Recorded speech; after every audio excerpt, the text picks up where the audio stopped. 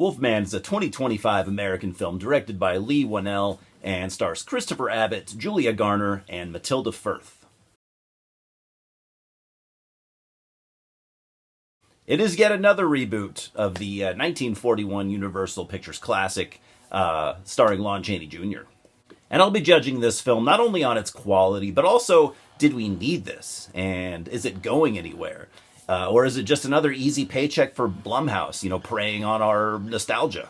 The plot follows Blake, a struggling family man, returning to the Oregon farmhouse he grew up in after the death of his father. Now, as always, when I approach a reboot, I'm going to be very interested, in the general story and whether it is exactly the same or, as the source material or maybe something completely different, something new. And this is kind of a double-edged sword for fans. If you keep it exactly the same, you're going to get a lot of backlash for being lazy. But if you change it too much, you get backlash for straying, too far from the original story. I personally think a successful reboot needs to be sort of a combination of both.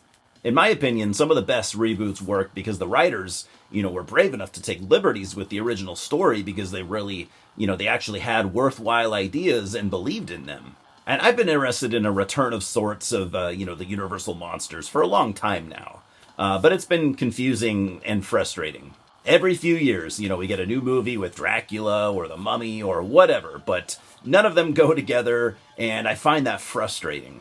Like, I really enjoyed Renfield, but it was a one-off, action comedy film. And Wolfman was actually announced back in 2014, but after the failure that was The Mummy from 2017, Universal kind of got cold feet.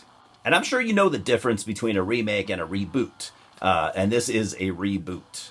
It's not a period piece. It takes place in modern-day U.S., and it takes liberties with werewolf lore, and I appreciate the fact that they were trying to do something different, but for me, it doesn't really work. And that's not to say that there aren't any twists or surprises, but I won't go into those anyways, and they aren't that interesting, to be honest. Now, we all know the catalyst for pretty much every werewolf movie, with the full moon and all of that. Here, it's a little different, and I won't go into details, but it does pretty much tell you at the very beginning. It's simple, and I appreciate innovation, but it just doesn't work for me. I feel like werewolf films and vampire films both kind of have set rules, and I need that classic formula to work for me. I guess there are some exceptions, but I'm not making one for this one. Or let me rephrase that. I'm down with experimentation always. If you call this film like Werewolf or something like that, I think that would have worked a little better. But this is a Universal property. And with the Universal name attached, I need the story to be a bit more traditional. Another thing that was updated for Wolfman was the transformation sequences, which looked pretty good, but I didn't really care for the slow, drawn-out process. And I have to admit that I did find myself thinking about The Fly on more than one occasion. So yeah, I missed the classic werewolf tropes. I have to admit that. I did enjoy the first act here. Tension was set from the very beginning with some pretty creepy moments, but beyond that, my interest just kind of drifted in and out for the rest of the runtime. And I thought there were definite pacing issues, and since most of the story does take place at the Oregon farmhouse, it's easy to get bored with, one location. I wouldn't call this a boring film by any means, but I would have shaved off at least probably 10, 11 minutes, and even that wouldn't have saved it. It's got some gore. It's got some pretty good gore, which I appreciated, but also not really in the way that I wanted it.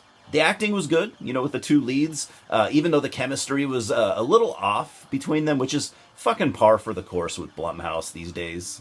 Another thing I have to address is kind of what made the Universal monsters so great, which is the somber stories. You feel the burden, of being a monster, something that they didn't ask for. And they did that here too, but in a new and unique way, and I did kind of appreciate it. I'm giving Wolfman a 5.5 out of 10. It's just okay, It isn't terrible or bad by any means, but it comes off as kind of pointless. We didn't really need this, and nobody will really remember it next year. I hate to say it. I do still have high hopes for Guillermo del Toro's Frankenstein, though. Cheers, guys, and I'll see you at the multiplex.